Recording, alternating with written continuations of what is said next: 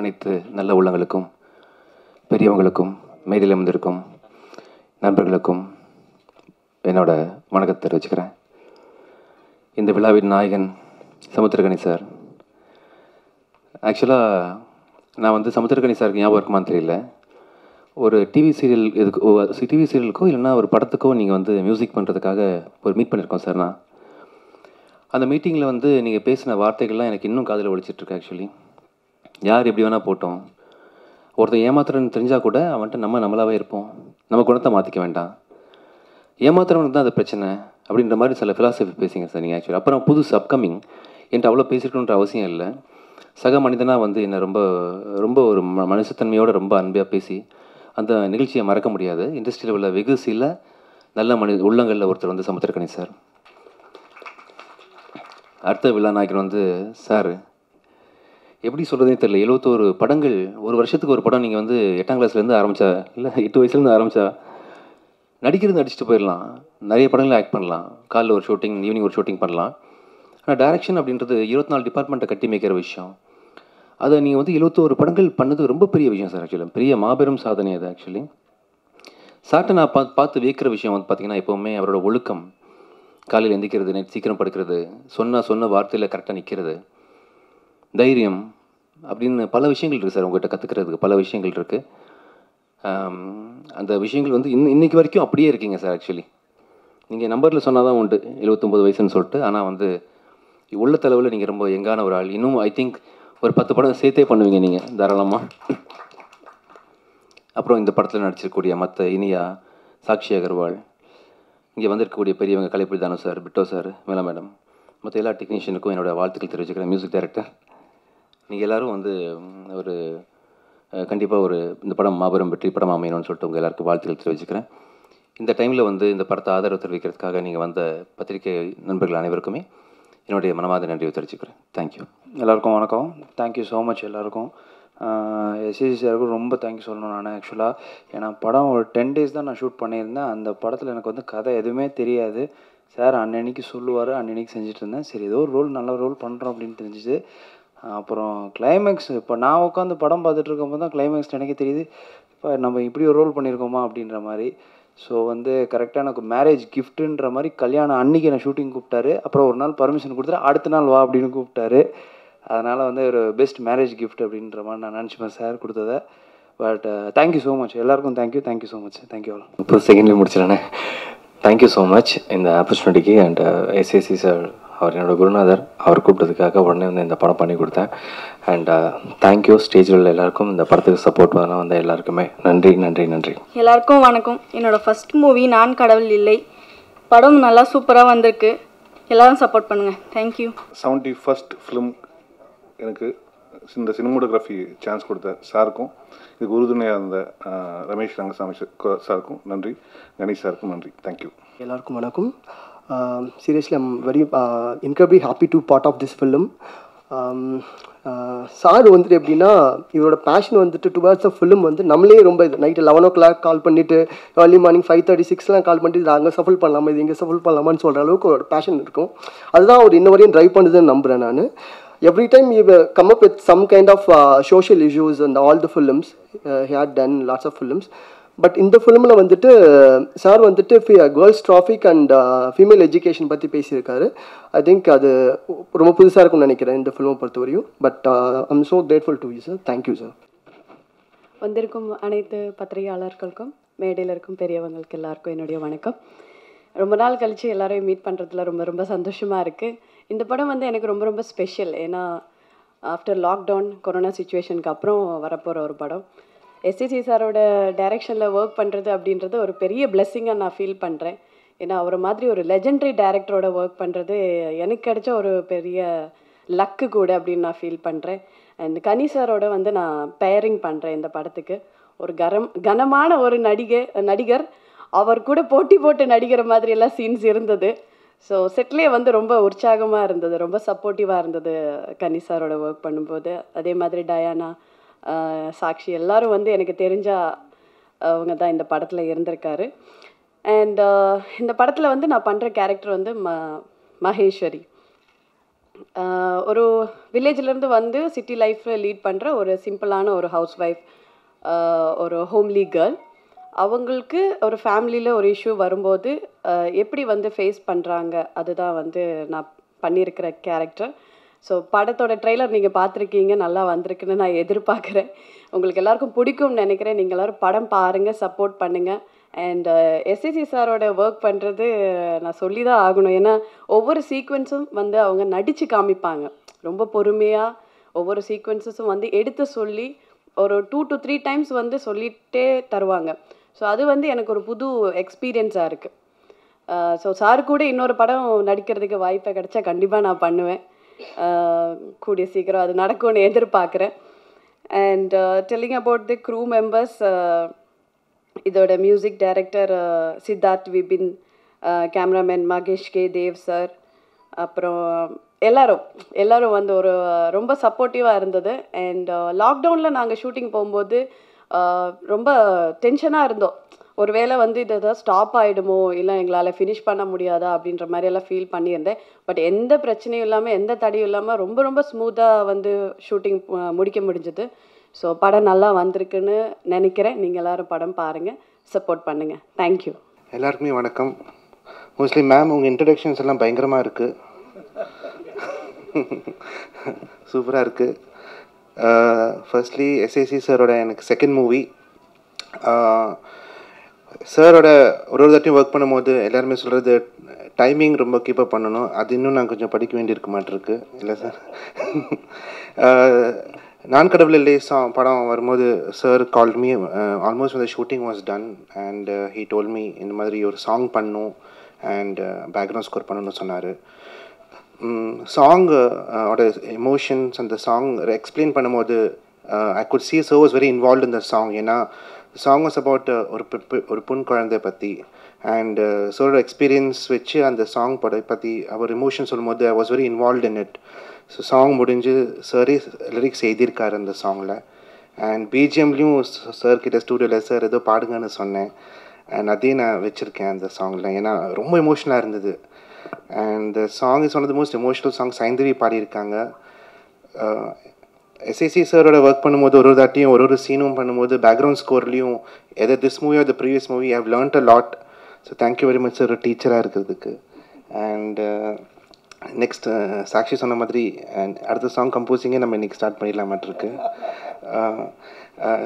Thank you for all coming இந்த COVID டைமில் supporting us. Thanks to every one on stage, Mahesh, Prabhakar, cameraman, songs பியூட்டிஃபுல்லாக shoot பண்ணுறதுக்கு and every one else.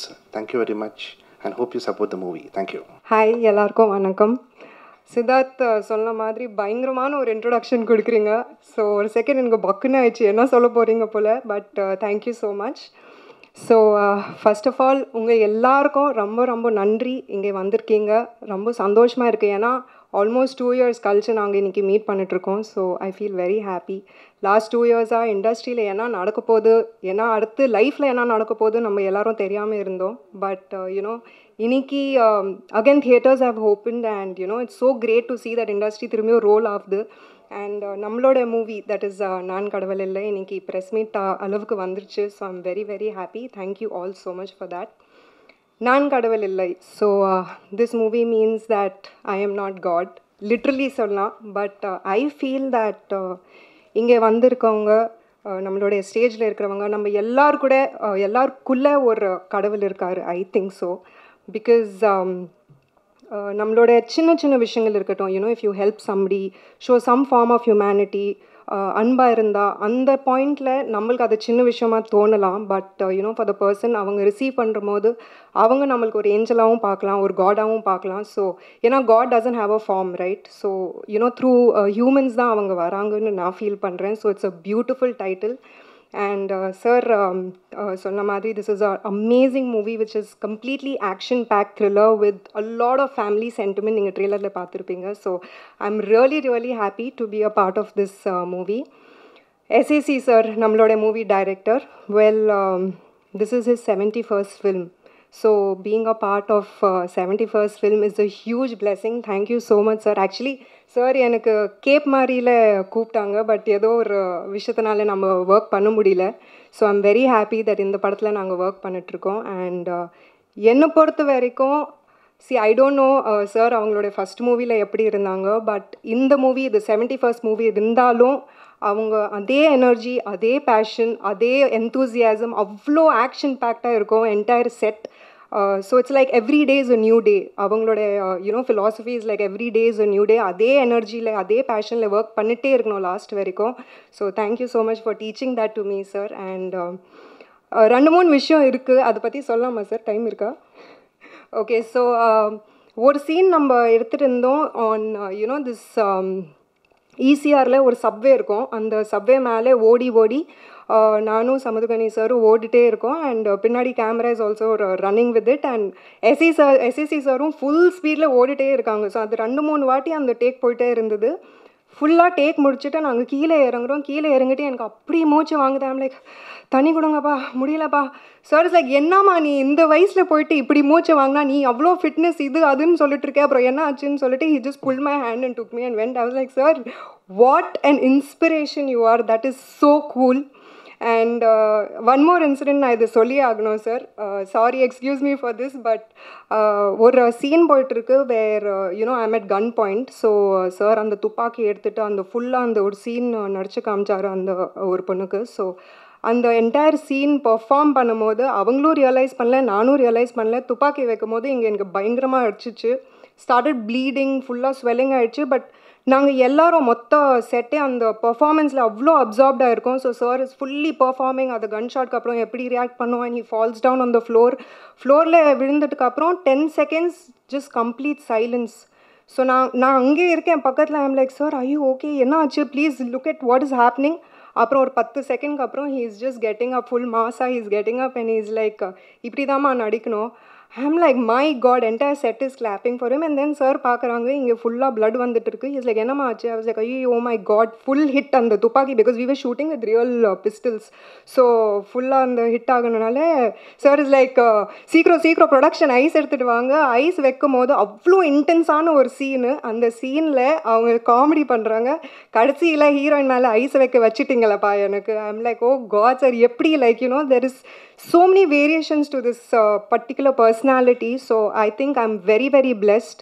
Inya sonna madri, he's a legendary director in Tamil cinema. Extremely blessed to be a part of his crew. Samudragani sir, well, we all know Samudragani sir is a brilliant director, brilliant actor. ரீசெண்டாக கூட sir 3 நாள் முன்னாடி ஒரு படம் பார்த்தேன், தலைவி. அதில் you've done a great job. So I think working with Samudragani sir again is a blessing. It is a full power packed combo in the entire team.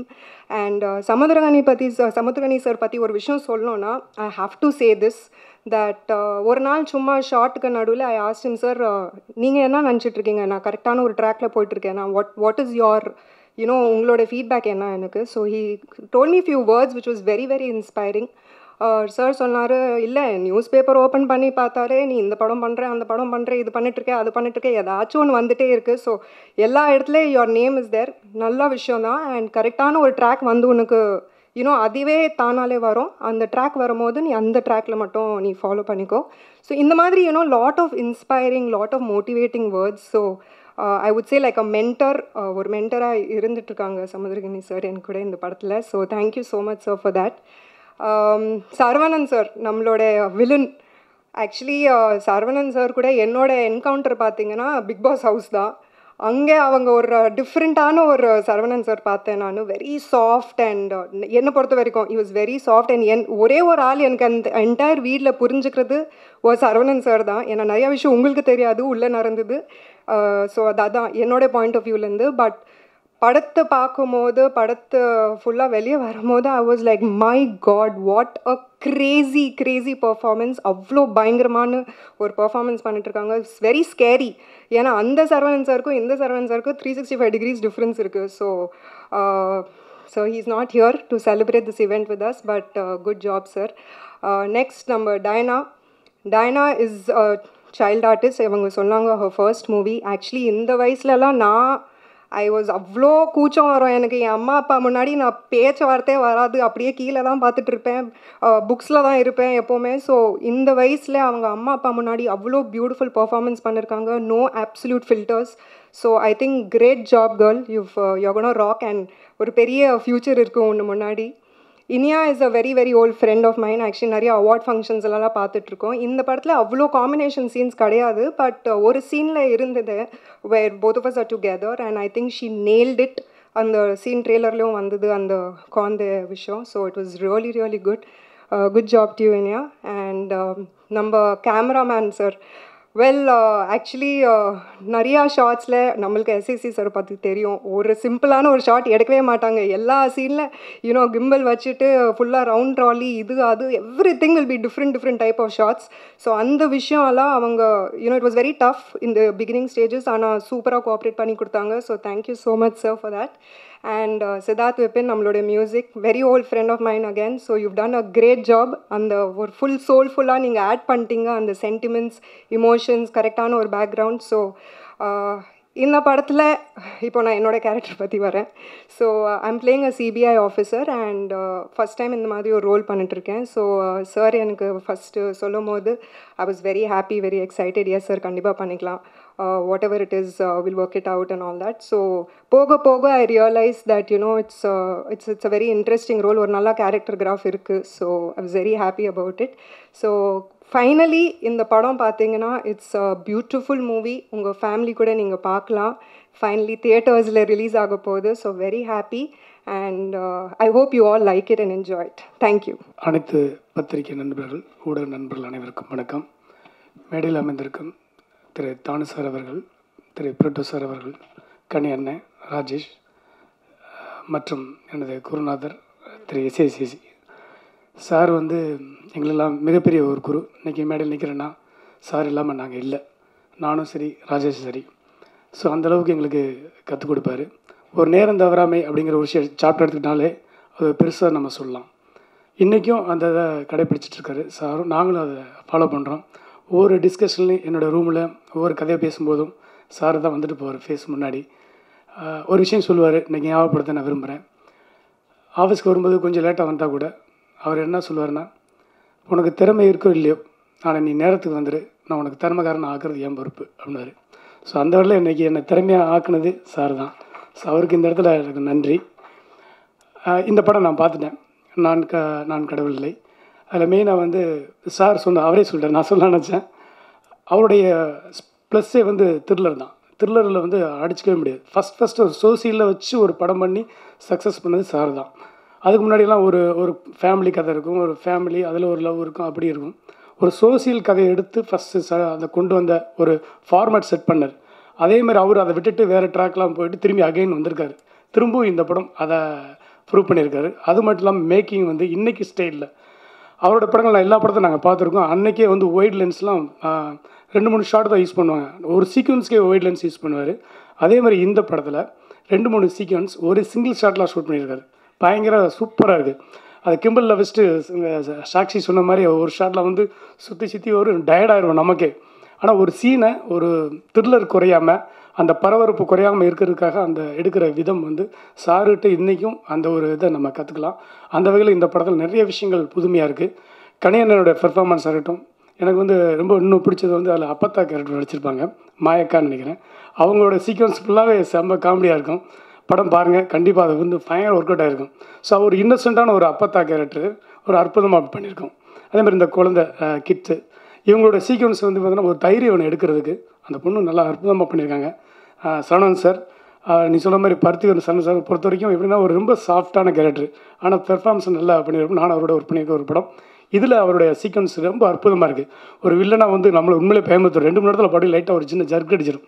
So அந்தளவுக்கு பெர்ஃபார்ம் கலைக்கிறாரு. கணியனை வந்து நான் வந்து அவருடைய ரஜினி முன்னில் ஒர்க் பண்ணியிருக்கேன், இப்போ எம்ஜிஆர் மகனில். அவரோட எப்படி ஒர்க் பண்ணுவார் எனக்கு தெரியும். ஏன்னா சார் வந்து டைமிங் ரொம்ப பர்ஃபெக்டாக ஃபாலோ பண்ணுவார். அது ஈக்குவலாக கணியண்ணன் நம்ம சொல்கிறதுக்கு 10 நிமிஷத்துக்கு முன்னாடியே வந்துடுவார். ஸோ ஒரு 2 சீன் பிளான் பண்ணோம்னா கணியண்ணன் வச்சுன்னா ஷூட் பண்ணோம்னா 3 சீன் எடுத்துடலாம். அந்தளவுக்கு டைமிங் வந்து ஃபாலோ பண்ணுவார். ஸோ அதெல்லாம் கற்றுக்கிட்டது என்னென்னா இங்கே நாங்கள் கற்றுக்கிட்டது தான். இன்றைக்கி எங்களுக்கு குருவாக இருக்கிற இன்றைக்கும் 71 படம் அப்படிங்கிறது பிரமிப்பான விஷயம். இன்றைக்கெலாம் தாண்ட முடியுமா தெரியல, 10 தாண்டறதுக்கே பயங்கரமாக இருக்குது. ஸோ இன்றைக்கி இந்த வயசுலேயும் ஒரு 71 தாண்டி வந்திருக்காருன்னா அவருடைய இயர்லி மார்னிங் வேக்கப் 5 மணிக்கு அனுப்பிச்சிடுவார். 5 மணிக்கு எஞ்சி ஓட ஆரம்பிச்சார் லைஃப்பில். அப்போ ஓட ஆரம்பிக்கும்போது வாழ்க்கையில் ஓடிக்கிட்டே இருப்பார். ஸோ அதனால் இந்த டயத்தில் வருஷத்துக்கு ஒரு படம் பண்ணுறேன். அப்போது வந்து 6 படம், ஹிந்தி படம், தெலுங்கு படம், கன்னட படம் ஓடிக்கிட்டே இருப்பார். ஸோ அதெல்லாம் நாங்கள் வந்து கற்றுக்கணும். இருந்தாலும் நாங்களால் ஓட முடியல. இருந்தாலும் திரும்பி ஓட ட்ரை பண்ணுறேன் சார்.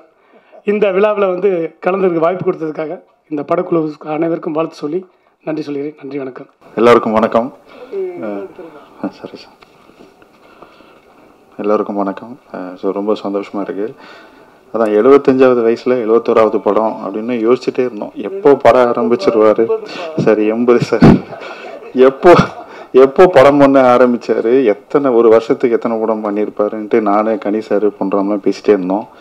ஒன்றுமே புரியல. அப்போ தான் கனி சார் சொன்னார், இல்லைடா இந்த மாதிரி அவர் வந்து ஆக்சுவலாக 82லேருந்து 90 வரைக்கும் 50 படம் பண்ணிட்டாரா, அது வாய்ப்பே இல்லைடா யாரும் நம்ம பண்ணுறதுக்கு அப்படின்னு சொல்லிட்டு இருந்தார். நம்ம எத்தனை படம் பண்ணியிருக்கோம்னு பேசிகிட்டு இருந்தோம். ரொம்ப அசிங்கமாக இருந்துச்சு யோசிச்சு பார்த்தா பின்னாடி. ஸோ ஒரு பெரிய சாதனை அது. ஒரு சின்ன இன்சிடென்ட் மட்டும் ஞாபகம் வந்துச்சு. சுக்ரன் அப்படின்னு ஒரு படம் பண்ணார் சார். அதில் வந்து நான் அசிஸ்டன்ட் டைரக்டராக ஒர்க் பண்ணிகிட்டு இருந்தேன். அதில் விஜய் சார் வந்து ஒரு முக்கியமான கேரக்டர் ஒன்று பண்ணியிருப்பார். ஸோ அந்த டப்பிங் வந்திருந்தார். அன்றைக்கி ஒரு நாள் தான் ஒரு டேட் இருந்துச்சு. ஸோ அந்த டப்பிங் முடிச்சுட்டு சும்மா படம் அப்படி எப்படி பார்த்தா பாம் பிளாஸ்ட்டு, ஆக்ஷன் சீக்வன்ஸு, பெரிய பெரிய சீக்வன்ஸ்லாம் இருக்கும் அந்த படத்தில். அதெல்லாம் முடிச்சுட்டு வெளில வந்துட்டு சாரை கூப்பிட்டு, ஏன்ப்பா இவ்வளோ கஷ்டப்படுறீங்க, இப்போ எங்கேயாவது ரெஸ்ட் எடுங்கப்பா, ஏன் இவ்வளோலாம் கஷ்டப்பட்டு படம் பண்ணி வேலை செஞ்சிட்ருக்கீங்க அப்படின்னு சொன்னார். நான் உடனே உணர்ச்சிப்பட்டு, ஆமாம் சார் எங்கேயாவது ரெஸ்ட் எடுங்க சார், ஒரு மாதம் எங்கேயாவது லீவ் போட்டு போய் ரெஸ்ட் எடுத்துகிட்டு வாங்க சார்னு இப்படி பார்த்தாரு. உனக்கு லீவ் வேணும், நீ ரெஸ்ட் எடுக்கணும்னா லீவ் கேள்றா, அதே என்னடா அவன் சொன்னோட சொல்கிறேன் அப்படின்னாரு. இல்லை சார் அது என்ன. அப்புறம் விஜய் சார் சொன்னார். அப்புறம் சார் சொன்னார் ஒரு விஷயம், இல்லைடா இந்த மாதிரி உடம்பு சரியில்லைன்னா ரெஸ்ட் எடுப்பாங்க, அது வந்து மற்றவங்களுக்கு ரெஸ்ட் எடுத்தாலே எனக்கு உடம்பு சரியில்லாம ஆயிடும்டா, அதனால் எனக்கு அது வேணாம், நான் கடைசி வரைக்கும் சினிமாவில் தான் இருக்கணும் அப்படின்னு சொன்னார். அது வந்து ஒரு பெரிய ஆக்சுவலாக ரொம்ப சாதாரணமாக விளையாட்டாக சொல்லிட்டு சிரிச்சுட்டு போயிட்டாரு. ஒரு பெரிய இன்ஸ்பிரேஷனான ஒரு விஷயமா அது பட்டுச்சு. ஏன்னா வந்து இன்றைக்கி வரைக்கும் உழைச்சிட்ருக்காரு, இன்றைக்கி வரைக்கும் வேலை செஞ்சிட்ருக்காரு, சினிமாவில் இருக்கார். இப்போ வந்து அவரோட ஜோனில் ஒரு படம் பண்ணியிருக்காரு. அதான் அந்த இது மோஷன் போஸ்டர் ரிலீஸ் ஆனோடனே பார்த்தேன், அதுலேயே இருந்துச்சு நான் கடவுள் இல்லை அப்படின்னோடனே. இவரே வந்து சொசைட்டி சமூகம் நிறைய சொல்கிற சார், அவரும் சேர்ந்துருக்காரு நம்ம கனி சார். ஸோ 2 பேரும் சேர்ந்துருக்காங்கிறப்ப சரி ஓகே, இது வேறு ஏதோ புதுசாக ஏதோ சொல்ல போகிறாங்கன்ற மாதிரி ஒரு விஷயம், ஒரு எக்ஸ்பெக்டேஷன் இருக்குது இந்த படத்துக்கு. ஸோ சார் இன்னும் ரெஸ்ட் எடுக்காமல் இன்னும் நிறைய படங்கள் பண்ணணும், இன்னும் நிறைய பேரை இன்ஸ்பயர் பண்ணணும், நிறைய பேருக்கு வந்து ஒரு முன்னுதாரணமாக இருக்கணும் அப்படிங்கிற அவருடைய ஒரு ஃபேனாக, அவருடைய ஒரு என்ன சொல்கிறது, ஒரு சிஷியராக வந்து நான் கேட்டுக்கிறேன். ஸோ இந்த டீம் எல்லாருக்கும் என்னோட best wishes. Thank you so much. அனைவருக்கும் வணக்கம். ரொம்ப சந்தோஷமாக இருக்குது. இன்றைக்கி 5 மணிக்கு ஃபோன் பண்ணி அவரே ஒத்துக்கிட்டாரு, கூப்பிட்டாரு. படம் பார்க்க கூப்பிட்ட அன்றைக்கும் நான் வந்து ஊரில் இல்லை, பார்க்க முடியல. இன்றைக்கி டீசர் அங்கே பார்க்கும் போது நானும் என் ஹஸ்பண்டும் பேசிக்கிட்டோம், பழைய சேசியை பார்க்குற மாதிரி இருக்குது அப்படின்னு சொல்லிட்டு. ஏன்னா இதுதான் அவரோட ஸ்டைலு. அந்த ஸ்டைல் வந்து இவ்வளோ வருஷம் கழிச்சும் இத்தனை படம் தாண்டியும் வந்து இவ்வளோ அழகாக அது ஆக்சுவலாக இந்த ஸ்டில் பார்த்திங்கனாலே தெரியும், பின்னாடி இருக்கிற ஸ்டில்லு அவ்வளோ ஸ்டாண்டர்டாக இருக்குது. கங்க்ராச்சுலேஷன் மாமா. அதே போல் வந்து எல்லோரும் வந்து இதில் நடித்தவங்க சாட்சி வந்து ரொம்ப கிளியராக சொன்னாங்க, ஒவ்வொருத்தரும் வந்து எந்த அளவுக்கு வந்து ஹார்ட் ஒர்க் போட்டிருக்கிறாங்கன்னு சொல்லிட்டு. டெஃபினட்டாக வந்து நான் ஃபீல் பண்ணுறேன், சட்டம் ஒரு ரிட்டரை மாதிரி இந்த படமும் அதே மாதிரி 5 லாங்குவேஜில் பண்ணுவீங்கன்னு நான் எதிர்பார்க்குறேன். அதோடு அவரோட 75th இயர், அந்த 80 வயசில் 75வது படமாக வந்து பழைய எஸ்ஏசியாக வந்து அந்த மீதி இருக்கிற 4 லாங்குவேஜிலும் பண்ணுவார் கண்டிப்பாக. அதை நம்மளும் பார்ப்போம். நன்றி, வணக்கம். எல்லாமல்ல இறைவனுக்கும் என்னுடைய தாய் தந்தையருக்கும் இந்த நாளுக்காக என்னுடைய நன்றியை தெரிவித்துக் கொள்கின்றேன். இன்றைக்கு ரொம்ப அற்புதமான நாள். ரொம்ப நாளைக்கு அப்புறம் அங்கிளை ரொம்ப மகிழ்ச்சியாக பார்த்தேன். ஆனால் அந்த வேகம்தான் இன்னும் குறையல. அங்கிள் என்னை கூப்பிட்டு மாஸ்டர் ப்ரொடியூசர் நீங்கள் வரணும் அப்படின்னு சொன்னார். நான் சொன்னேன், என்னை எப்போதுமே மாஸ்டராக கூப்பிடாதீங்க, புருட்டோனே கூப்பிடுங்க. ஏன்னா அங்கிளை வந்து அந்த வயசுலேருந்து நான் பார்த்து வளர்ந்தவன். நீங்கள் சொன்ன மாதிரி அவருடைய பங்க்சுவாலிட்டி தான் அவரை இந்த நிலைமைக்கு கொண்டு வந்திருக்குது. அந்த வகையில் பார்க்கும்போது அவர் வந்து இந்த இதில் கூட இன்விடேஷனில் பார்த்தேன் லெஜெண்டுன்னு சொல்லி. லெஜெண்டுன்னா என்ன அர்த்தம்னா ஒரு ஹிஸ்ட்ரி. அந்த ஹிஸ்ட்ரினா என்னென்னா மாஸ்டர் மாதிரி பல பேரை உருவாக்குறது. சார் உண்மையிலே ஒரு எஸ்ஐசி வந்து உண்மையிலே ஒரு லெஜண்ட். ஏன்னா பெரிய பெரிய டைரக்டர்ஸையும் பெரிய பெரிய ஆக்டர்ஸையும் மற்றபடி டெக்னீஷியன்ஸையும் மியூசிக் டைரக்டர்ஸையும் உருவாக்குனவர். நான் எப்போதுமே சொல்லுவேன், நாம் வளர்கின்ற பொழுது நம்ம சுற்றி இருக்கவங்களை நம்ம வளர்த்து விட்டோம்னா நம்ம தெய்வத்துக்கு சமம். அந்த மாதிரி எஸ்ஐசி அவர்கள் வளர்கின்ற காலத்திலே எத்தனையோ பேரை கை கொடுத்து தூக்கியிருக்காரு. அதை நினைத்து பார்க்கின்ற பொழுது எனக்கு ரொம்ப மகிழ்ச்சியாக இருக்குது. உண்மையிலே இந்த மாஸ்டர் படத்தை ப்ரொடியூஸ் பண்ணதுனால என் வாழ்க்கையில் பலவிதமான அனுபவங்களை நான் பார்த்துட்டேன். உண்மையிலே சொல்லப்போனால் எனக்கு கோர் பிஸ்னஸ் வந்து லாஜிஸ்டிக்ஸ் தான். அங்கிள் சொன்னாங்க இந்த மாதிரி அவருக்கு படத்தில் காதல் வந்திருக்குன்னு. என் மனைவியை காதல் பண்ணதுனால தான் படத்துக்குள்ளே வர வேண்டிய ஒரு நிலைமை வந்துருச்சு.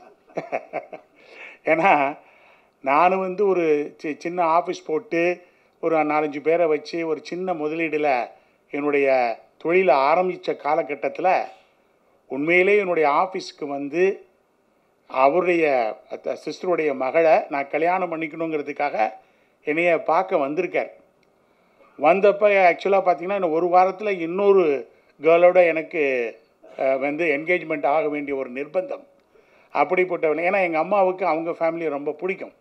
அந்த வகையில் இவர் வந்து உட்காந்துட்டு என்னை வந்து ரொம்ப காமாக அப்சர்வ் பண்ணிவிட்டு அவர் போய் அவங்க அப்பாட்ட சொல்லியிருக்காரு, என்னுடைய ஒய்ஃபுடைய அப்பா கிட்ட, அவர் வந்து உண்மையிலேயே இந்த தொழிலில் ஜொலி காட்டினா கூட நிறையா படிச்சிருக்காரு, கண்டிப்பாக உங்கள் மகளை காப்பாற்றுவார்னு சொல்லி எங்களுடைய திருமணத்தை நடத்தியவர் சந்திரசேகர் அவர்கள். அவர்களுக்கு என்னுடைய மனமார்ந்த நன்றியை தெரிவித்துக்கிறேன். ஆனால் இந்த மாஸ்டர் படத்தில் எத்தனையோ, அதாவது நான் சொன்ன மாதிரி எனக்கு லாஜிஸ்டிக்ஸில் நிறைய சேலஞ்சஸ் இருந்தது. ஏன்னா சின்ன லெவல்லேருந்து அங்கிள் சொன்ன மாதிரி இந்த லெவலுக்கு வர்றதுக்கு கிட்டத்தட்ட 6000-7000 பேர் வேலை செஞ்சு பல இடங்களில் ஆஃபீஸ் வச்சு இன்டர்நேஷ்னலாக போகும்போது வாழ்க்கையில் ரொம்ப கடின உழைப்புக்கு நம்ம பண்ணாமல் அது வர முடியாது. அப்போது நான் எப்போதுமே சொல்லுவேன், challenges are very important. Without challenges life is meaningless. எந்த அளவுக்கு நீங்கள் சவால்களை சந்திக்கிறீங்களோ அந்த அளவுக்கு வாழ்க்கையில் முன்னேறிக்கிட்டே இருப்பீங்க. அந்த மாதிரி பல சவால்களை என்னுடைய லாஜிஸ்டிக் பிஸ்னஸ்லேயும் மற்ற பிஸ்னஸ்லேயும் நான் பார்த்துருக்கேன். ஆனால் இந்த மாஸ்டர் வந்து ஒரு பிக்கெஸ்ட் சேலஞ்சாக இருந்தது. சார் தானு சார்கிட்ட கூட சில முறை மீட் பண்ணி அவருடைய அட்வைஸு அவருடைய கன்சல்டன்சிலாம் கேட்கக்கூடிய ஒரு நிலைமை இருந்தது. ஏன்னா அந்த பேண்டமிக் பீரியடில் கிட்டத்தட்ட ஹீரோ சொல்லிட்டாங்க, கண்டிப்பாக நம்ம தேட்டரில் தான் ரிலீஸ் பண்ணணும்னு சொன்ன ஒரு பாடு வேறு வழி இல்லை. அவர் எனக்கு இந்த படத்தை கொடுத்துருக்காரு, அவர் ஒரு பெரிய ஹீரோ. அப்படி சொல்லும்போது நம்ம கண்டிப்பாக, நான் விஜய்கிட்ட ஒரே ஒரு வார்த்தை தான் சொன்னேன், எந்த நிலை வந்தாலும் நம்ம கண்டிப்பாக அதை செய்கிறோம், நம்ம செய்வோம்னு சொல்லிவிட்டு அந்த படத்தை நம்ம ரிலீஸ் பண்ணும் பொழுது எவ்வளவோ எத்தனையோ ஸ்லீப்லெஸ் நைட்டு நமக்கு வந்துருச்சு. ஏன்னா என் தொழிலில் கூட அந்த மாதிரி வந்ததில்லை. அப்போ தான் இந்த ஃபீல்டை பற்றி நிறையா முழுமையாக எப்படி இருக்கணுங்கிறத ஓரளவு நான் தெரிஞ்சுக்கிட்டேன். என்னெல்லாம் நடந்தால் கூட நிறையா விஷயங்களை நான் விட்டு கொடுக்க வேண்டிய ஒரு நிலை வந்தது. நான் அதை பற்றி பாதர் பண்ணலை. ஏன்னா அங்கிள் மேலே உள்ள ரெஸ்பெக்ட்டும் மற்றவங்க மேலே உள்ள ரெஸ்பெக்ட்டும் என் மனசில் பணத்தை ரொம்ப பெருசாக நான் பார்க்க மாட்டேன். அந்த வகையில் நிறையா விஷயங்களை விட்டு கொடுத்தேன். ஆனால் ஒன்று எக்ஸ்பி கிரியேட்டர்ஸுங்கிற ஒரு நிறுவனத்திற்கு ஒரு நல்ல பேர் கிடைச்சது. ஏன்னா இந்த திரையுலகமே திரும்பி பார்க்க வைக்கணும், அதுக்கு ஒரு நம்பிக்கை கொடுக்கணுங்கிற அளவுக்கு இந்த மாஸ்டர் படம் வந்து திரையுலகத்திற்கு ஒரு நம்பிக்கை கொடுத்தது எனக்கு ஒரு பெரிய விஷயம். அது பல சங்கடங்களை எனக்கு சந்தோஷமாக்கி விட்டது என்பது இங்கே குறிப்பிடத்தக்கது. அப்படிப்பட்ட ஒரு மாஸ்டர் படத்தை நாங்கள் கொடுத்து அதற்கு பின்னால் நான் அங்கிளை பற்றி 2-3 வார்த்தைகள் சொல்லி முடிச்சிடுறேன். நான் எப்போதுமே ரொம்ப க்ளோஸாக அவரோட மூவ் பண்ணுறது உண்டு. அவரை பார்த்து எப்போதுமே பிரமிப்பேன்.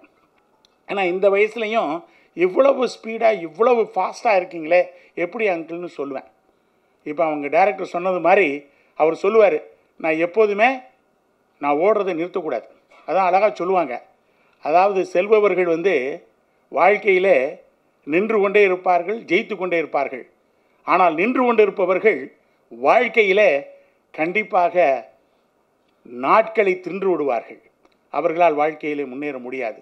அது மாதிரி நதி மாதிரி அங்கிள் வந்து ஓடிக்கிட்டே இருக்கார். அது சில சமயத்தில் சொல்லும்போது நீங்கள் ஏன் ஓய்வெடுக்கக்கூடாதுன்னு சொல்லும்போதெல்லாம் அது ஒன்று தான் சொல்லுவார், நான் ஓய்வெடுத்தால் அது என்னுடைய உடம்புக்கு சரி வராது, நான் ஓடிக்கொண்டே இருக்க வேண்டும் என்று சொல்லி, அப்படிப்பட்ட ஒரு நதி இன்றைக்கும் ஓடுவதனால்தான் எத்தனையோ பேருக்கு பயனடைந்து கொண்டிருக்கிறது என்று சொல்லி, இறுதியாக வாழ்க்கையில் வந்து நான் சொல்வேன், நம்ம இந்த பேண்டமிக்குங்கிறது எல்லாருடைய லைஃப்பையும் நிறைய புரட்டி போட்டுருச்சு. நிறைய பேருக்கு நம்பிக்கை இல்லாத ஒரு தன்மையை உருவாக்கி விட்டது.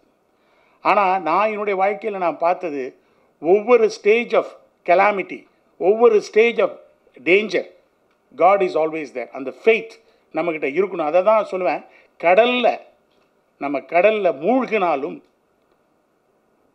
திருப்பி சில பேர் நிறைய பேர் அந்த எண்ணுவாங்க நம்ம கடலில் மூழ்கிட்டோமேன்னு. ஆனால் முத்தோடு நம்ம திரும்பி மேலே வரும் பொழுது நிச்சயமாக அந்த கடலும் நமக்கு உதவி செய்யும்னு சொல்லுவாங்க. அது மாதிரி வாழ்க்கையில் நம்ம எந்த துயரங்களையும் நம்ம அனுபவித்தாலும் கடல் எப்படி நமக்கு உதவி செஞ்சு மேலே கொண்டு வருதோ, அதுபோல் கடவுள் மேல் நம்பிக்கை வைத்து நிச்சயமாக அதை முயற்சி செய்வோம். இந்த படம் என்னுடைய மனைவி சொன்னது போல் நிச்சயமாக, நான் அப்போ தான் உட்காந்து சொன்னேன், பழைய சந்திரசேகர் திரும்பி வராங்க. ஏன்னா அந்த மாதிரி ஒரு த்ரில்லர் ரொம்ப அழகான படங்களை பார்த்து ரொம்ப நாளாக ஆகுது. இதில் நடித்திருக்கக்கூடிய அனைவருக்கும் என்னுடைய மனமார்ந்த வாழ்த்துக்களை தெரிவிச்சுக்கிறேன். நிச்சயம் இந்த படம் ஒரு வெற்றி படமாக அமையும் என்பதிலே சந்தேகமில்லை என்று சொல்லி வணங்கி வாழ்த்தி விடைபெறுகிறேன். இன்ப நாள் இது, இனிய நாள் இது.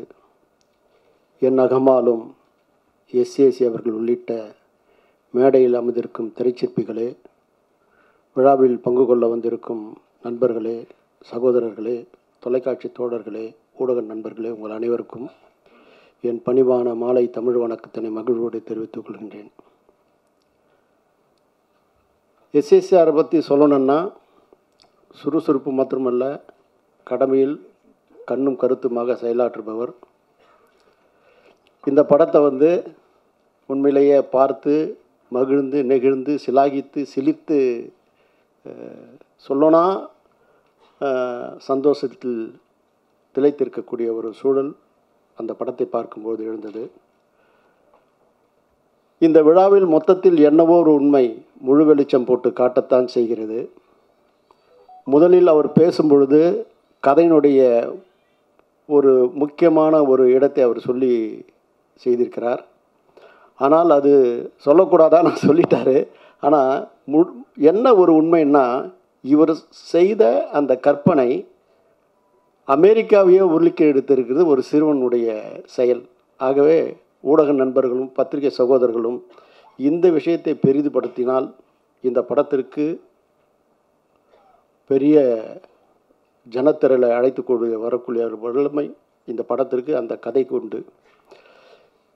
இந்த படத்தினுடைய ஒவ்வொரு காட்சியும் பிரமிக்க வைக்கக்கூடிய அளவுக்கு ஒரு இளைஞன், இன்னைக்கு இருக்கக்கூடிய இளைஞர்களுக்கு போட்டி போடும் வண்ணம் தொழில்நுட்பத்தில் சிறந்து விளங்கக்கூடிய ஷார்ட் வீடியோலாம் பிரமாதமாக அமைச்சிருந்தார். இதில் அவர் சொல்லிய சொல் புதிது, சுவை புதிது, பொருள் புதிது. ஆம், அப்படிப்பட்ட ஒரு சிறப்பான ஒரு படத்தினை நமக்கு நல்கியிருக்கிறார். சமுத்திரக்கனியினுடைய தம்பியினுடைய நடிப்பாற்றலை எண்ணி மகிழக்கூடிய ஒரு சூழல். அவருக்கு துணைவியாராக வந்தவர் நங்கை நல்லாலும் மிக சிறப்பாக பணியாற்றினார். அவருக்கு மகளாக பணியாற்றியவரும் மிக சிறப்பாக பணியாற்றினார். தொய்வில்லாமல் எடுத்துக்கொள்ளக்கூடிய ஒரு திரைக்கதையை மிக சிறப்பாக அமைத்து மாபெரும் வெற்றியினை ஈட்டி தரக்கூடிய அளவுக்கு தன்னுடைய திறமையை தடம் பதித்திருக்கிறார், முத்திரையை பதித்திருக்கிறார். வாகை சூடி வளர்க்கக்கூடிய ஒரு சிறப்பினை இந்த படம் நிச்சயம் தமிழ் சினிமாவுக்கு தரும். இந்த படத்தை பார்த்து சிலாகித்து மிக உயரிய ஒரு சந்தோஷத்தை தான் நான் அவருக்கு தொலைபேசி மூலமாக அழைத்து, சார் என்ன சார் இவ்வளோ பிரமாதமாக அமைச்சிருக்கிறீங்க, என்னால் அப்படி எடுத்து போயிருக்கிறீங்க சார் அப்படின்னு சொல்லியிருக்கேன். ஆகவே நான் சொன்ன சொல் எதுவுமே பொய்யில்லை, மெய் என்பதை நீங்கள் காணும்போது உணர்வீர்கள். நன்றி, வணக்கம். அவர் பேசி முடிச்சுட்டா அப்புறம் முடிஞ்ச மாதிரி ஆகிடும். நானும் எல்லாம் நிறையா பேசிட்டேன். சார் உட்காருங்க சார், சார் உட்காருங்க சார். இதுதான் வரட்டேன். அதாவது ஒரு பெரிய இயக்குனர், ஒரு பெரிய இயக்குனர்னு சொல்கிறத விட ஒரு நல்ல இயக்குனர், ஒரு நல்ல நடிகர், ஒரு இயற்கையான எந்த கதாபாத்திரம் கொடுத்தாலும் அந்த கதாபாத்திரமே மாறிவிடக்கூடிய ஒரு நடிகர், தேசிய விருது வாங்கிய ஒருவர். நான் அவர்கிட்ட வந்து இந்த கதையை நான் நேரேட் பண்ணும்போது பெருசாக கதையை நான் நேரேட் பண்ணல. இப்படி ஒரு கண்டென்ட்டு இந்த குழந்தைய சொல்லி இதை வந்து ஒரு க்ரைமில் மாறுது, இப்படி ஒன்று எடுக்கலான்னு நினச்சேன். சார் எனக்கு நீங்கள் கதையெல்லாம் சொல்ல வேணாம் சார், உங்கள் டைரக்ஷனில் நான் ஒரு படம் பண்ணணும். அவ்வளோ பெரிய, அதாவது நான் வந்து அந்த காலத்தால், இவர் இப்போ இருக்கிறவர், உங்கள் டைரக்ஷனில் நான் ஒரு படம் பண்ணணும். நீங்கள் வேறு ஒன்றும் பண்ண வேணாம், எப்போன்னு சொல்லுங்கள், வச்சுக்கிறீங்களா, இந்த 10ஆம் தேதி அப்படின்னார். சரி அப்படின்ட்டு இந்த படத்தை ஆரம்பித்தோம். எப்போது? போன கொரோனாவில் செப்டம்பர், பீக், கொரோனாவுடைய பீக். அதுக்கு இந்த கதை உருவானதே ஒரு சார், நீங்கள் உட்காருங்க சார், எனக்கு டெலிகேட்டாக இருக்குது சார். இந்த கதை உருவானதே போன கொரோனாவில் வந்து நான் மே மாதம், மே, ஜூன், ஜூலை, ஆகஸ்ட்டு சென்னையில் இல்லை, பிரிட்டோவுடைய ரெசார்ட் இருக்குது, அங்கே தான் அவங்க ஃபேமிலி போயிடுச்சு. அங்கே போயிட்டு ஒவ்வொரு ரூம்லையும் ஒவ்வொருத்தர் தனிமைப்படுத்திக்கிட்டோம். நாங்கள் எங்களை கெஸ்ட்டு வரக்கூடாது, வேலை செய்கிற 35 பேர் 45 பேர் அங்கே இருக்கிறாங்க, அவங்கள வெளியே அனுப்பல. அத்தனை பேருக்கும் கொரோனா டெஸ்ட் பண்ணிக்கிட்டாரு. இவரும் டெஸ்ட் பண்ணிக்கிட்டு ஃபேமிலியோடு அங்கே போயிட்டு அங்கிள் நீங்களும் வாங்கன்ட்டார். நாங்களும் போய் இருந்தோம். மொத்தம் நம்ம வந்து 8 பேரோ 9 பேரோ இருந்தோம். ஆனால் வேலை செஞ்சவங்க 45 பேர். யாரையும் வெளியே அனுப்பலை. அந்த கொரோனா வந்த நாளில் இருந்து வெளியவே யாரும் போகக்கூடாது, ஃபேமிலிக்கு போகக்கூடாது, நாங்களும் போகக்கூடாது. அங்கே போய் இருந்துட்டோம். மே மாதத்துலேருந்து வெளியே போகக்கூடாது. சரி என்ன பண்ணுறது அப்படின்னு அந்த கட்டத்தில், அந்த காலகட்டத்தில் நான் ஒருவனாக உட்கார்ந்து எழுதிய இந்த கதை. வேறு வழி இல்லை, நம்ம எங்கேயும் போக முடியாது. அங்கே போய் மாட்டிக்கிட்டோம். இவங்க 2 பேர் ரொம்ப ஸ்ட்ரிக்டாக அந்த விஷயத்தில், வெளியில் போனால் வெளில வரக்கூடாது அங்கிள் அப்படிம்பாங்க. யாராக இருந்தாலும் சரி, வெளியே போனால் உள்ளே வரக்கூடாது அங்கிள் அப்படின்னு நாங்கள் இருந்தோம். அந்த 4 மாதம் 5 மாதம் அங்கே தான் இருந்தோம். அங்கே இருக்கும்போது தான் ஸ்னேகாவுக்கு கூட கல்யாணம் ஆச்சு. அது ஒரு இதெல்லாம் வந்து அந்த டைமில் இந்த கதை எழுதிட்டு அவர்கிட்ட சொன்னேன். சரின்னு ஆரம்பித்தோம். அந்த செப்டம்பரில் தான் நான் வந்து என் வீட்டுக்கு வந்தேன். வீட்டுக்கு வந்துட்டு அவர்கிட்ட சொல்லும்போது ஆரம்பித்து உடனே 10ஆம் தேதி என்னமோ சொல்கிறேன், 1ஆம் தேதி என்னமோ சொல்கிறேன், 10ஆம் தேதியிலேருந்து ஷூட்டிங் வச்சுக்கலாமான்னு கேட்குறாரு. நான் தான் சொன்னேன், ஃபஸ்ட் டைம் நான் உங்களோட படம் பண்ணுறேன், நான் வந்து அதுவும் வேறு ஜோனரில், பழைய ஜோனரில் படம் பண்ணுறேன், நான் கொஞ்சம் என்னையை வந்து கரெக்ட் பண்ணிக்கிறேன், எனக்கு கொஞ்சம் டைம் கொடுங்கன்னு கேட்டேன். அதாவது ஹீரோ கிடைக்கிறாரே, நம்ம பாட்டு உட்காந்து எதையாவது எழுதிடக்கூடாதுல்ல, எதையாவது எடுத்துகிட்டு நாளைக்கு அது குப்பையாகிடக்கூடாதுல்ல, எனக்கு கொஞ்சம் டைம் கொடுங்க அப்படின்னு சொல்லிட்டு ஒரு 20 days டைம் கேட்டேன். அந்த 20 days கழித்து அந்த படம் ஆரம்பித்தோம். அது முதல்ல சொன்னார் 10 நாள் நான் கொடுக்குறேன் இப்போது, அதுக்கப்புறம் வேறு படங்கள் நான் பண்ணிவிட்டு அதுக்கப்புறம் வந்து இந்த படம் பண்ணுறேன், அப்புறம் 10 நாள் தர்றேன் இப்படின்னு சொல்லிக்கிட்டு இருந்தார். சரி சார் ஓகே அப்படின்னு சொல்லிவிட்டு நாங்கள் ஆரம்பித்தோம். அந்த 10 நாள் ஆரம்பித்தோம். அந்த 10 நாள் ஷூட்டிங் போய்கிட்டே இருக்குது. ஒரு 2 நாள் 3 நாள் பார்த்தாரு. திடீர்னு என்னை கூப்பிட்டு, சார் நினைக்கிறேன் இந்த படத்தை நம்ம மொத்தத்தில் முடிச்சிடலாமா அப்படின்னு கேட்டார். நான் என்ன சார், இல்லை எனக்கு இதில் இன்வால்வ் ஆகிட்டேன், உள்ளே வந்துட்டேன், நான் இதிலேருந்து வெளியே போக முடியல, இந்த கேரக்டர்லேருந்து என்னால் வெளியே போக முடியல, அதனால் இதுக்குள்ளேயே நான் வந்து இருந்துடுறேன் சார், இத்தனை நாள் வேணுமே சார் அப்படின்னு. இல்லை நான் எங்கேயா இருந்து பார்த்து பண்ணிடுறேன், நீங்கள் பிளான் பண்ணுங்க அப்படின்னு சொல்லிவிட்டு இன்னொரு 10 நாள் 15 நாளில் முடிஞ்சிடும் அப்படின்னு நினச்சால் அங்கே போய்கிட்டே இருக்கிறோம். அதாவது இவ்வளோ பெரிய மனிதர், ஒரு டைரக்டர் வந்து டைரக்டர் ஆர்டிஸ்ட் அவர். அதாவது அவரே ஒரு நடிகர், அவரே ஒரு டைரக்டர், அவரே ஒரு எழுத்தாளர், ஒரு தேசிய விருது வாங்கின ஒருத்தர், ஒரு டைரக்டர் என்ன சொன்னாலும் சார் இது இது இது இது இப்படி பண்ணிக்கிறலாமா சார் பண்ணுற பாரு திருப்பி ஒன் மோர் தானே பண்ணுற பாரு அப்படிம்பாரு. அதாவது இந்த டைரக்டருக்கு அந்த அளவுக்கு மரியாதை கொடுக்கக்கூடிய ஒரு மனிதர். அதுதான் எனக்கு ரொம்ப ஆச்சரியமாக இருந்துச்சு. நான் பயந்துக்கிட்டு இருந்தேன் உண்மையில். நான் வந்து 70 படம் பண்ணிட்டேன், 71 படம் பண்ணிட்டேன்றதெல்லாம் சும்மா அந்த அந்த கதை. பட் இவங்களையெல்லாம் பார்த்து நான் மிரண்டு போய் உட்காந்துருக்கிறேன். அவரோட நான் படம் பண்ணணும். அப்போ எனக்கு எவ்வளோ பயமாக இருக்கும். அப்படி நான் வந்து அந்த முதல் நாள் 2 நாள் அப்படியே அவர்கிட்ட நான் பேசவே மாட்டேன். நான் அசிஸ்டன்ஸ் தான் பேசுவாங்க, நான் பேசவே மாட்டேன். ஒரு சின்ன பயம் அவர் மேலே. ஏன்னா அவருடைய அச்சீவ்மெண்ட்ஸ் இத்தனை படம் பண்ணோன்றது கணக்கு இல்லை, என்ன பண்ணோம் அப்படின்றது தான் கணக்கு. என்னை பொறுத்த வரைக்கும் அவர் என்ன பண்ணியிருக்காரு, நான் என்ன பண்ணேன் அப்படி பார்த்தா அவருக்கு முன்னாடி நான் ஒன்றும் இல்லை.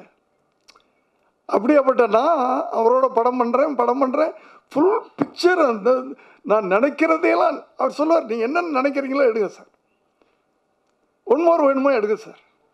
அந்த அந்த அந்த அந்த அந்த ஒன்று தான் எனக்கு அவர்கிட்ட ரொம்ப பிடிச்ச விஷயம். சார் இதை இப்படி சார் இப்படி பண்ணலாமான்னு கேட்குறதுக்கு முன்னாடியே சார் இப்படி அப்படிங்க சார் எடுங்க சார், ஓகே சார் பாருங்கள் சார், இப்போ பாருங்கள் சார், இப்போ கரெக்டாக சார் அப்படின்னு வேறு மாதிரி பண்ணி காட்டுவார். இப்படிப்பட்ட ஒரு நடிகரோடு நான் ட்ராவல் பண்ணது இருக்கே, இது ஒரு பெரிய போதும் எனக்கு இது போதும். அடுத்து நடிகர், டைரக்டர் இதையெல்லாம் தூக்கி எறிஞ்சிருக்கேன். ஒரு மனிதனா,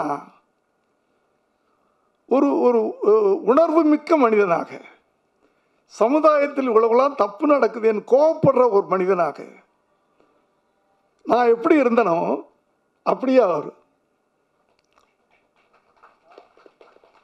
இதுதான் அதான் நடிக்கிறதெல்லாம் அப்புறம்யா, பணம்லாம் அப்புறம்யா.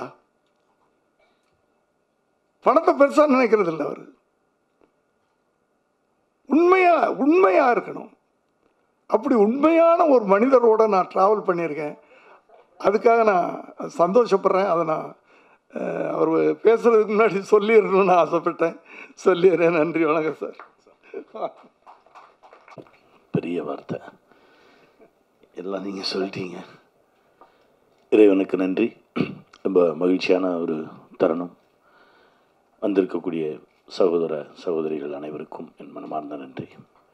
என்னுடன் பணியாற்றிய தொழில்நுட்ப கலைஞர்கள், நடிகர் அனைவருக்கும் நன்றி. தானு சாருக்கு நன்றி. Britto sir, thanks sir. அம்மா மிஸ்ஸஸ் பிரிட்டோ அவர்களுக்கு நன்றி. பெரிய பயணம், ரொம்ப மறக்க முடியாத ஒரு பயணம், அற்புதமான பயணம் இது. அதே தான், திடீர்னு பங்காளி கோபி ஒரு நாள் ஃபோன் பண்ணார். இந்த மாதிரி டைரக்டர் எங்கள் குருநாதர் உங்களை பார்க்கணுன்னு சொல்கிறாரு, கோவிட் டைமு, வீட்டில் இருக்க சொல்லுங்கள் சாரை அப்படின்னு. இல்லைப்பா அவர் ஆஃபீஸில் இருக்கார், உன்னைய பார்க்கணுன்னு சொல்கிறார். பார்க்கலாம் வேணாம், நான் ஃபோனில் பேசுகிறேன் அப்படின்னு சொல்லி நான் ஃபோன் பண்ணேன், பேசினேன். பேசிகிட்டு இருக்கும்போது நீங்கள் எங்கே இருக்கீங்கன்னு கேட்டாங்க. ஆஃபீஸில் நான் வந்துக்கிட்டே இருக்கேன் அப்படின்னு சொல்லிட்டு வந்தார். மிரண்டு போய் தான் நின்றுக்கிட்டு இருந்தோம். சாரை பார்த்தேன், ஒரு 10 நிமிஷம் பேசினோம். எனக்கு என்னென்னா, என்னுடைய குருநாதருடைய நினைவுகள் இருந்துக்கிட்டே இருக்கும். அவர் ரொம்ப மிஸ் பண்ணுவேன் நான், கேபி சாரை பார்த்தோன்னே எனக்கு சாருக்குள்ளே அவரை பார்த்த மாதிரியே இருந்தது. என்னென்னா, பெருசாக சாதித்த பல சாதனையாளர்கள் நேரத்தை ரொம்ப மதிச்சிருக்காங்க. எங்கிட்ட எங்கள் சார் அடிக்கடி சொல்லுவார், 10 நிமிஷம் முன்னாடி போ, 10 நிமிஷம் முன்னாடி போ, அது உன் வாழ்க்கையை மாற்றும் அப்படின்னு சொன்னார். அதை நான் அப்படியே சாருக்கிட்ட பார்த்தேன். என் குருநாதரை திரும்ப பார்க்குற மாதிரியே இருந்தது. ரொம்ப, அதாவது ரொம்ப ரொம்ப சந்தோஷமாக இருந்தது. அந்த உழைப்பு, அந்த ஓட்டம், எங்கள் டேரக்டர் ஓடி வர்றது எல்லாத்தையுமே நான் அப்படியே சாருக்கிட்ட பார்த்தேன். ஒரு நாள் நைட்டு 12:30 மணி ஆயிடுச்சு. காலையில் 7 மணிக்கு ஆரம்பிச்சது. எப்போவுமே நான் ஷூட்டிங் எனக்கு 7 மணி சொல்லுவார். நான் 7 மணிக்கு போனால் வேற ஒரு ஷாட் எடுத்துகிட்டு இருப்பார். அதை நான் தம்பிகிட்ட பார்ப்பேன், பொன்ராம்கிட்ட. அந்த உழைப்பு காலைல நமக்கு முன்னாடி எப்போ வந்தார், எப்போ ஆரம்பித்தார் ஷூட்டிங்கை அப்படின்னு சொல்லிட்டு பார்த்துட்டே இருந்தால் நைட்டு 12 மணி இருக்கும். திடீர்னு கீழே நான் சோஃபா செட்டில் உட்காந்து கீழே படார்னு கீழே படுத்துட்டு இப்படி ஒரு ஆங்கிள் வைங்க அப்படின்னாரு. மகேஷ் இப்படியே பார்த்துட்டே இருந்தார். சார் 12 மணி சார், போகலாம் நாளைக்கு எடுப்போம் அப்படின்றேன். இல்லை இது முடிச்சுடுவோம், முடிச்சுட்டு போவோம் அப்படின்னு சொன்னார். இந்த மாதிரி நிறைய விஷயங்கள் இருக்குது. அடுத்து நீங்கள் எப்போ டேட் தரீங்களோ அப்போ ஒரு படம் பண்ணுவோம் அப்படின்னாரு. சார் எப்போ கூப்பிட்டாலும் நான் வந்து நிற்பேன் சார் அப்படின்னு நான் சொன்னேன். இது இப்பவும் சொல்கிறேன் சார், இது என் குருநாதர் எனக்கு திரும்ப கிடைச்சிட்டார் இந்த ரூபத்தில் அப்படின்ற ஒரு சந்தோஷம். இந்த பயணம் தொடரும். அதே பாசத்தோடும் இதே அன்போடும் இப்படியே பயணிப்போம் சார். இறைவனுக்கு நன்றி, மகிழ்ச்சி.